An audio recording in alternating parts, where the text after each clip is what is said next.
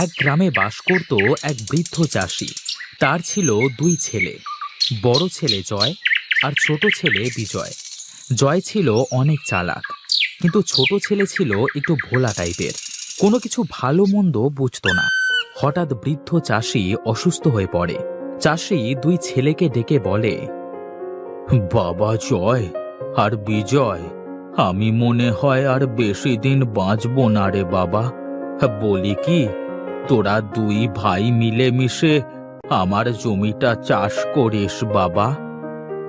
বাবা, তোমার কিচ্ছু হবে না, তুমি এমন করে চিন্তা করো না তো। দরদ একেবারে উপড়ে পড়ছে বাবার উপর। বুড়োটা মরলে এই সম্পত্তির ভাগ ওই হাবাটাকে এক অংশ দেব না। চিন্তা আর কি সাধে করি, আমার তো সব চিন্তা তোকে নিয়ে। আমি মরে গেলে তুই যে কি করবি সেটাই হলো আমার বড় চিন্তা। বাবা, আমি তো আছি, আমি থাকতে ছোটর কোনো সমস্যা হবে না। হ্যাঁ, আমারও তাই বিশ্বাস। তুই তোর ছোট ভাইকে কোনো দিন ফাঁকি দিস না বাবা। আর তোদেরকে যে জন্য ডাকা তা শোন, আমি তো আর মাঠে যেতে পারবো না। মাঠে যে আলু রোপণ করেছি, আজ থেকে তোরা দুই ভাই সুন্দর করে যত্ন নিস। ঠিক আছে বাবা, আমরা তাহলে এখন যাই। ঠিক আছে বাবা, আয়।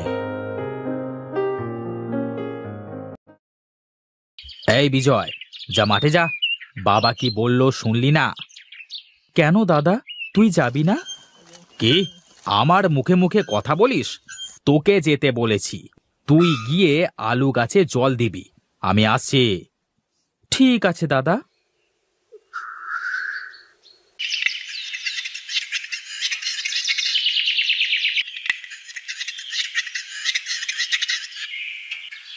কি গো, বাবা কি বলল? কি আর বলবে, তার ওই ছোট ছেলেকে নিয়ে যত চিন্তা। আমি যেন তাকে ফাঁকি না দিই। আর জমির আলুগুলো দেখাশোনা করতে বলল। বুড়োটা একবার মরুক, তারপর দেখাবো মজা। আর শোনো, ও থাকতে তুমি কাজ করবে কেন? পাগল হয়েছো? আমি কাজ করব? আমি এখন খেয়ে দিয়ে ঘুমাবো। তাই করো, আর তোমার বাবা শুনলে বলবো তুমি মাঠে গেছো। হ্যাঁ, তাই বলো। এখন কিছু খেতে দাও তো।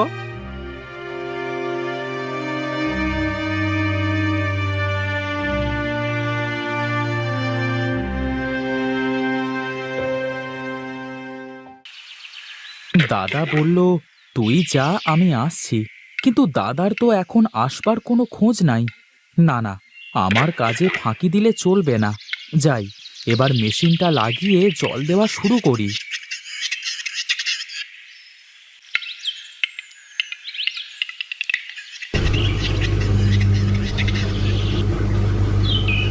এ কি বিজয়, তুই একা একা মেশিন জুড়েছিস যে? তোর বাবা আসেনে? বাবার শরীরটা ভালো না কাকু। বাবা বলেছে আমাদের দুই ভাইকে এই জমি দেখাশোনা করতে। তা তোর বড় ভাই জয় কই? দাদা বলল আমাকে মাঠে আসতে, দাদা পরে আসবে। তোর দাদার যা চালাকি, ঘরে গিয়ে দেখ গা, মনে হয় নাক ডেকে ঘুমাচ্ছে। দাদা এমন করবে কেন? আমি কাজ করি, দাদা চলে আসবে।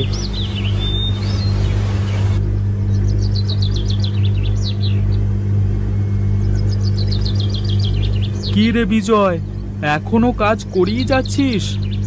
হ্যাঁ কাকু, বাবার হুকুম মানতে তো হবেই। তা তোর দাদা এখনো আসে নাই? না কাকু, এখনো আসে নাই, আর আসবেও না। ও যে কুঁড়ের কুঁড়ে।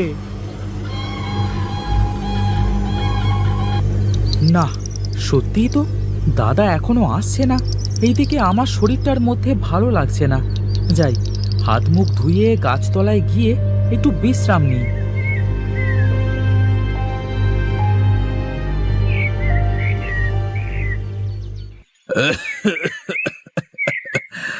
বৌমা, বৌমা,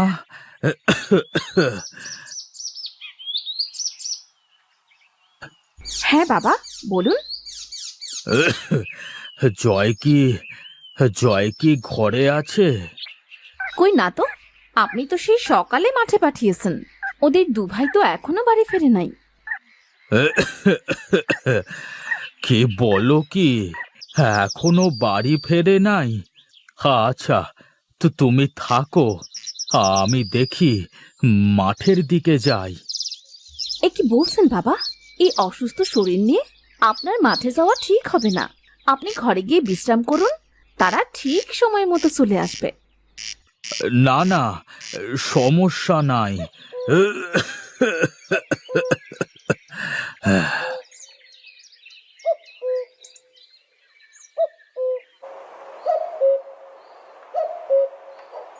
এই ওঠো ওঠো, সর্বনাশ হয়ে গেল।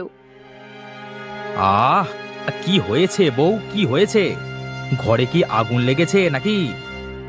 আগুন না, কিন্তু তুমি যদি এখনই মাঠে না যাও তাহলে সত্যি সত্যি বুড়ো তোমার ঘরে আগুন লাগিয়ে দেবে। তাড়াতাড়ি মাঠে যাও, এই মাত্রই তোমার বাবা মাঠে গেল। কি বলছো কি? হ্যাঁ, মনে হচ্ছে বাবা এখনো আসে নাই, আর ভোলা দেখছি ঘুমাচ্ছে। এই তো সুযোগ আমার কাজ করবার।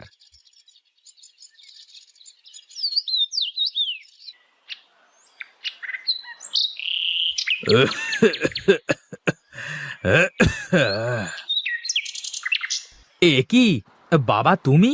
তোমার না শরীর খারাপ?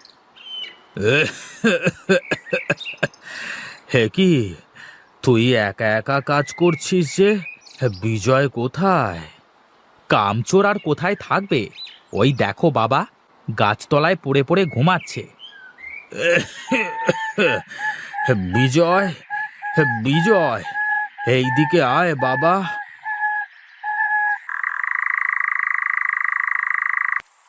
এ কি দাদা, তুমি কখন আসলে? আর বাবা, তুমি বা কখন আসলে? কি আবোল তাবোল বকছিস? তোর সাথেই তো আসলাম। তুই তো বললি তুই কাজ করতে পারবি না, তাই বলে গাছের নিচে গিয়ে ঘুমাতে গেলি। এসব এসব কি বলছো দাদা? চুপ কর, তোরা এখন বাড়িতে যা। হায় খোদা, আমি এই দুই ছেলেকে নিয়ে কি করব? সারা দিন একে অপরকে দোষ দিতে থাকে। আরে আরে বিমল দাদা যে, তোমার ছোট ছেলে বলল তোমার শরীর খারাপ, তাই মাঠে আসতে পারছো না। হ্যাঁ রে, হ্যাঁ, ও ঠিকই বলেছে। তা এত কি নিয়ে চিন্তা করছো? দুই ছেলে তো অনেক বড় হয়ে গেছে।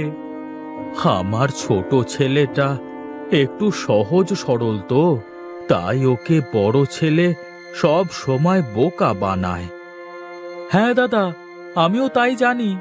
বলি, তুমি বেঁচে থাকতে থাকতে তোমার সব সম্পত্তি দুই ভাইয়ের মধ্যে সমান ভাগে ভাগ করে দিয়ে যাও, না হলে তোমার একটা কিছু হয়ে গেলে তোমার বড় ছেলে কিছুই দেবে না। তুই তুই ঠিকই বলেছিস। আমি আজ রাতে আমার সব কিছু সমান ভাগে ভাগ করে দেব। আচ্ছা রে, আমি এখন চলি রে, চলি।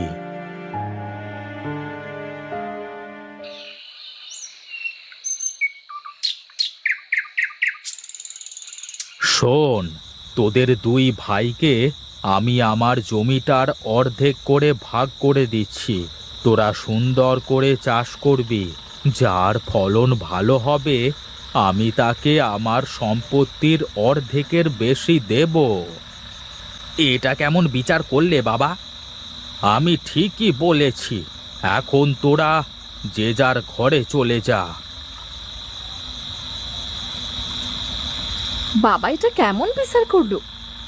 বউ, তুমি চিন্তা করো না। সারা দিন ওই বিজয় গাধার মতো খাটবে, কিন্তু দিন শেষে সব ফল আমি নেব। তোমার ওপর সে ভরসা আছে আমার, তোমার যা বুদ্ধি।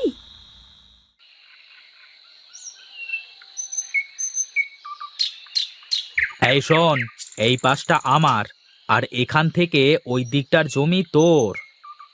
কিন্তু তোমার পাশের জমির ফসল তো অনেক ভালো দাদা। আমি বড়, তাই আমি বড় গাছের দিকটাই নেব। কিরে, তোরা তোদের জমিটা নিজের মতো করে ভাগ করে নিয়েছিস তো? হ্যাঁ বাবা, ওই দিকটা আমার আর এই দিকটা ওর। কিন্তু কিন্তু এই দিকটায় তো ভালো গাছ হয়েছে আর ওই দিকটায় তো খারাপ। না না না বাবা, সমস্যা নাই, দাদা খুশি হয়ে দিয়েছে, আমি সব মেনে নিচ্ছি। তাহলে তো আর আমার কিছু বলবার নাই। আচ্ছা, তাহলে তোরা মন দিয়ে কাজ কর।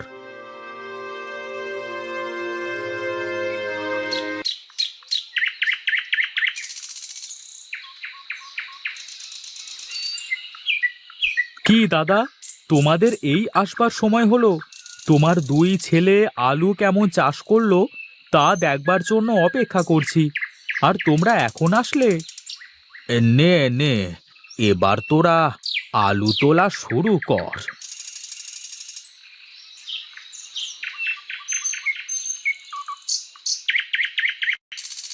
বাহ, বিজয়ের জমির আলু কত বড় বড় আর কত সুন্দর হয়েছে, কিন্তু জয়ের জমি তো... আমি জানতাম আমার ছোট ছেলে এই আলু ঠিকঠাক চাষ করতে পারবে। জয়, দেখ, বিজয় হাবাগোবা হলেও তোর থেকে কত যত্ন নিয়ে কাজ করতে পারে। তাই আমি আমার সম্পত্তির 1/3 2 ভাগ বিজয়কে দিলাম, আর 1 ভাগ দিলাম তোকে। জয়, তোকে। না না বাবা, আমি এত সম্পত্তি নিয়ে কি করব? তুমি আমাদের 2 ভাইকে সমান ভাগে ভাগ করে দাও। দেখ দেখ জয়, তোর ভাইয়ের মন কত বড়, আর তুই এই ভাইকে বাড়ি থেকে তাড়ানোর বুদ্ধি করছিস। হ্যাঁ, আমার আমার ভুল হয়ে গেছে বাবা, আমাকে ক্ষমা করে দাও, আর কোনো দিন এমন ভুল করব না। সব তো তাহলে মিটে গেল। এবার এত আলু নেওয়ার জন্য তো ট্রাক দরকার। তোমরা থাকো, আমি ট্রাক নিয়ে আসছি। হরি এই কথা বলে সেখান থেকে চলে যায়, আর কিছুক্ষণের মধ্যে একটা ট্রাক নিয়ে সেখানে এসে হাজির হয়। জয় আর বিজয় মিলে তাদের সব আলু ট্রাকে করে বাজারে নিয়ে যায়।